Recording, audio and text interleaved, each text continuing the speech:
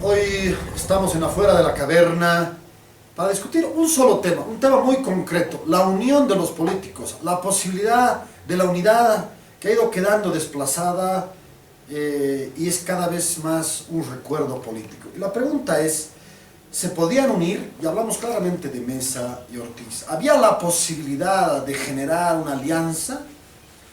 Las encuestas con las que trabajó Carlos Mesa en un principio decían que no, que básicamente pactar con lo que era la partidocracia vieja que había quedado derrotada el 2005 era torpe, le hacía perder votos a Carlos Mesa.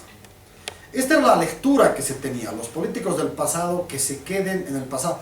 ¿Esto es correcto o ha sido una lectura equivocada de las encuestas? En mi criterio, es una lectura correcta, pero parcialmente correcta. Y es lo que hay que ver. Precisamente una lectura demasiado amateur puede llegar a esa conclusión. Como la gente, en cierta manera, no es muy afecta a los políticos del pasado, ergo, conclusión, silogismo, no tenemos que aliarnos a los políticos del pasado. Pero ¿qué tal soñar un poco? ¿Qué tal soñar? Y estos minutos breves en los que voy a hablar, voy a tratar de mostrar que sí se podía generar una alianza con muchos elementos centrales de construcción democrática. El elemento era básicamente de unidad entre los líderes, sí, de lo que se llama vulgarmente, o didácticamente la derecha. Ortiz, Costas, Carlos Mesa, Tuto, Samuel, dentro de eso, Soledad Chapetón, Luis Revilla, todos los que no son parte de este régimen, del régimen masista, todos aquellos son inmediatamente catalogados como de derecha. Todos estos opositores podían unirse en torno a una propuesta o era perder puntos, era rozar las almas más que los cuerpos con los enemigos del pasado, era un poquito casi hasta infectarse con la gente con la que definitivamente no hay que aliarse, ¿no? Nos recuerdan la democracia pactada, mercantilizada, patrimonial de un Sánchez Berzaína, ¿no? Nada de esto puede ocurrir.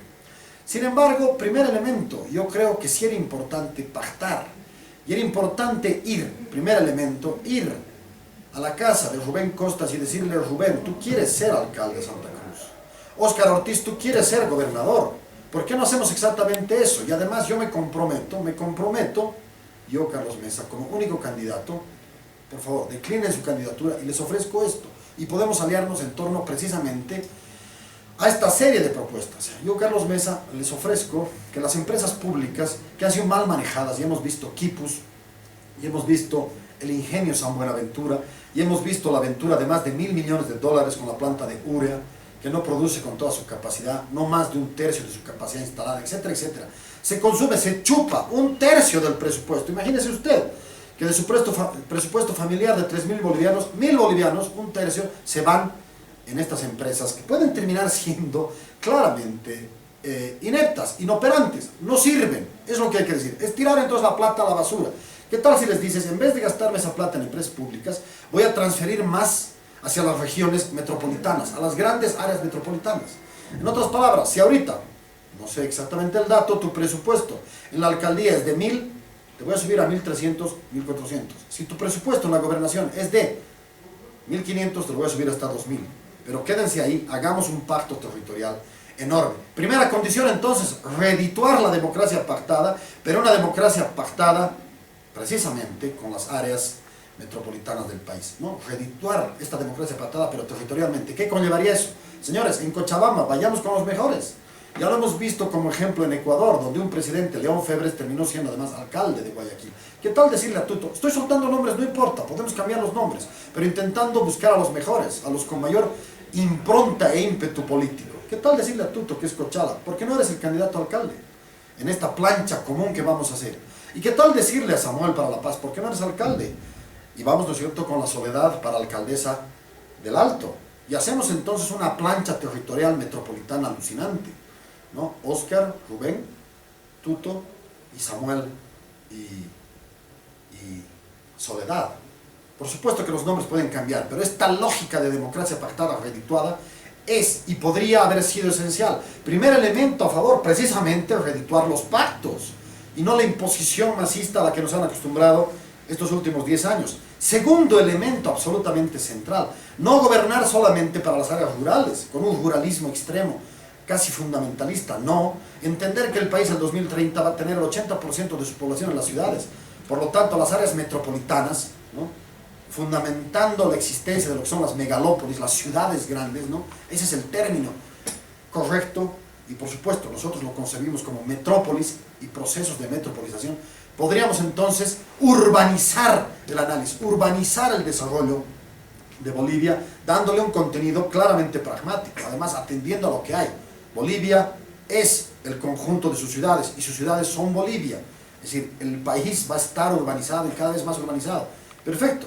Segundo elemento entonces, atención plena a las ciudades, y no como Evo Morales, que hacen los etaditos, ¿cierto?, para las ciudades. No, aquí requerimos realmente proyectos enormes, y tiene que ver con el tercer componente. El tercer componente no solamente es tener áreas metropolitanas conectadas, sino generar una Bolivia que se convierta en la Panamá de esta parte del continente, porque Bolivia es una suerte de Panamá, con una pequeña diferencia de 1000 kilómetros, pero es Panamá. Podemos juntar los dos océanos, en lo que puede ser un corredor urbano gigantesco entre la metrópolis marítima o transmarítima de La Paz y el Alto, conjuncionada por supuesto con el Pacífico, y lo que va a ser esa región metropolitana cruceña conjuncionada con el Atlántico, y con Cochabamba como el centro de paso obligatorio.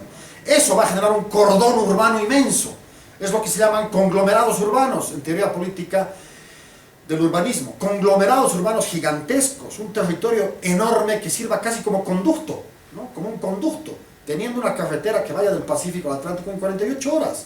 Generemos todas las condiciones técnicas, en este caso, por ejemplo, Wi-Fi, ¿no es cierto?, digitales, para tener una conexión suprema entre eso, tener flujos y fluidez, migraciones expeditas, sin que haya el miedo de que vengan los collos. Señores, una planificación en conjunto absolutamente alucinante. ¿Qué implicaría eso como síntesis? Bolivia no tiene mar, pero tiene dos océanos. Esa tiene que ser la meta. Esa tiene que ser básicamente la máxima. Bolivia no tiene mar, pero tiene dos océanos. Eso es lo importante. Un cuarto punto, por supuesto, tendría que ver además con la posibilidad de generar competencia. En 2025, si esos alcaldes lo hacen bien, esos alcaldes de las áreas metropolitanas podrían ser potencialmente candidatos presidenciales, pues que compitan entre ellos para ver quién es el mejor. Y por supuesto, ¿qué logramos además como quinto punto? Generar una democracia alternativa desde abajo, desde las ciudades, desde los territorios. Todo esto suma ¿qué? 1. Democracia pactada. 2. Territorialización de la política desde abajo. 3. Fomento a las ciudades, consolidación de las áreas urbanas. 4. Por supuesto, consolidación de esta Bolivia básicamente de contactos, este país de contactos interoceánico. Bolivia no tiene mar, pero tiene dos océanos. Y finalmente, como quinto punto, generar una democracia competitiva, que esos alcaldes puedan ser definitivamente los potenciales líderes presidenciales 2025-2030.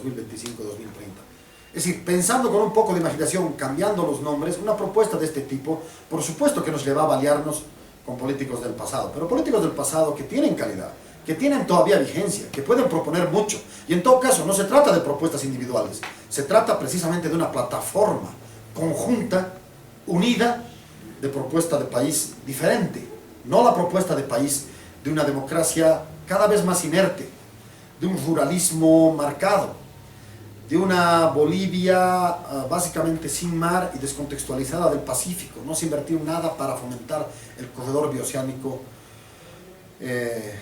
hacia el Atlántico precisamente. Es decir, todos estos proyectos han quedado estancados. Con Evo Morales estos proyectos no van a tener lugar. Hay que pensar una nueva forma. Aquí no se trata solamente de individuos, se trata de un liderazgo colectivo. Ya no es el caudilismo secante ni el mesianismo secante. Es un liderazgo colectivo, deliberante, interoceánico y por supuesto claramente competitivo. Esa era la propuesta. Una buena lectura de esas encuestas nos hubiera llevado a otra conclusión, a la conclusión de que la unidad es indispensable. Solamente así vamos a poder combatir este monstruo autoritario del que se ha convertido el MAS.